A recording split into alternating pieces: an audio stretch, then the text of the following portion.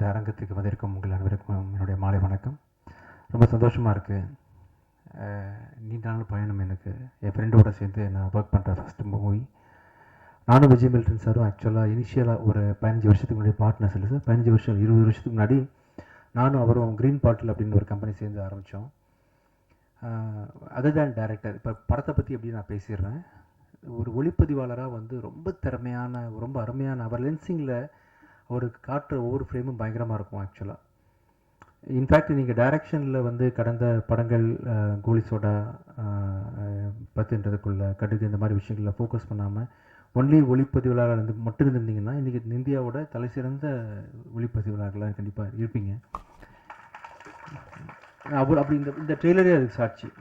ரொம்ப கிராண்டான விஷுவல் பண்ணக்கூடிய, இன்ஃபேக்ட் பிச்சைக்காரன் 2 படத்தில் வந்து சார் வந்து எனக்கு பேட்ச் ஒர்க்காக 10 டேஸ்க்கு வந்து பார்த்தாங்க, பண்ணி கொடுத்தாங்க. ஸோ நீங்கள் வச்ச லென்ஸிங், அந்த ஃப்ரேமிங் எல்லாமே வேறு மாதிரி சார். ஆக்சுவலாக ஒண்டர்ஃபுல் கேமராமேன்.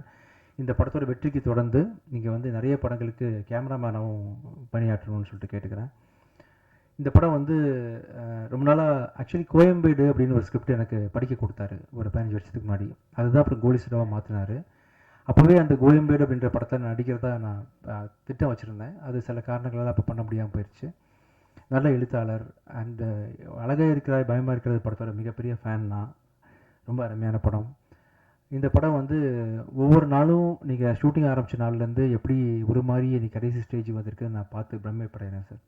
ஓயாமல் இப்போ கூட உட்காந்துட்டு என்கிட்ட சார் ஒரு சின்ன ஒரு 30 செகண்ட் மட்டும் அதை இப்படி பண்ணலான் இருக்கேன்னு சொல்லிட்டு.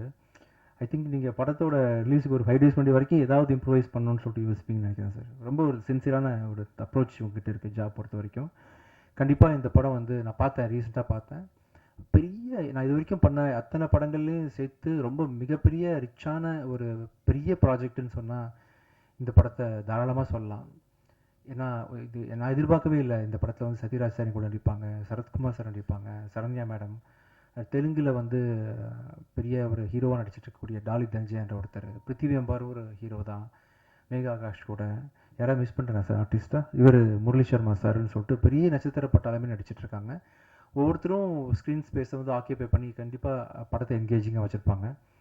ரொம்ப அருமையாக இருக்குது, ஒளிப்பதிவு நல்லா இருக்குது. ப்ரொடக்ஷன் வேல்யூ வந்து ப்ரொடியூசர்ஸ் வந்து எந்த விதத்துலையும் சளைக்காமல் என்னென்ன விஷயங்கள் வந்து டேரக்டர் வந்து கற்பனை பண்ண. பார்த்தீங்களா கடலில் ஒரு கார் முங்கிச்சு பார்த்தீங்களா? கடலில் கார் தூக்கி போட்டாங்க. ஸோ ரொம்ப ரிச்சான ஒரு ப்ரொடக்ஷன் வேல்யூ வந்து ப்ரொடியூசர்ஸ் கொடுத்துருக்குறாங்க.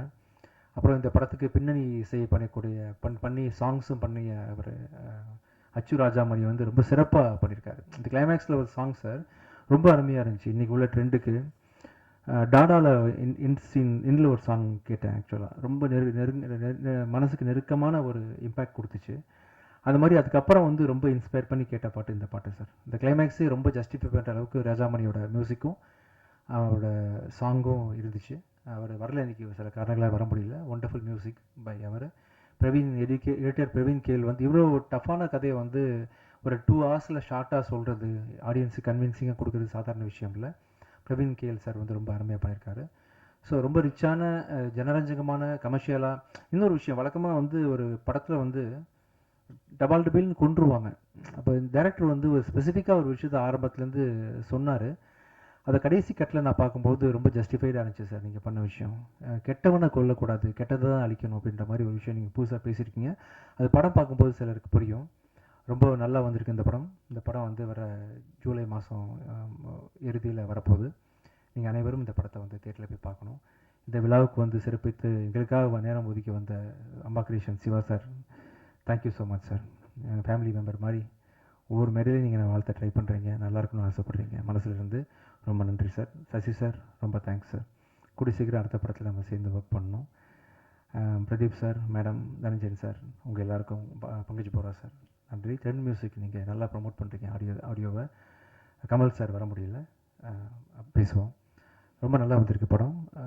உங்களுக்காக ப்ரெஷ் ஷோ வந்து 1 day பிஃபோர் நம்ம போட ட்ரை பண்ணுவோம் சார். நீங்கள் எல்லோரும் கண்டிப்பாக அந்த படத்தை என்ஜாய் பண்ணுவீங்க. Thank you so much. ஜூலை பார்க்கலாம்.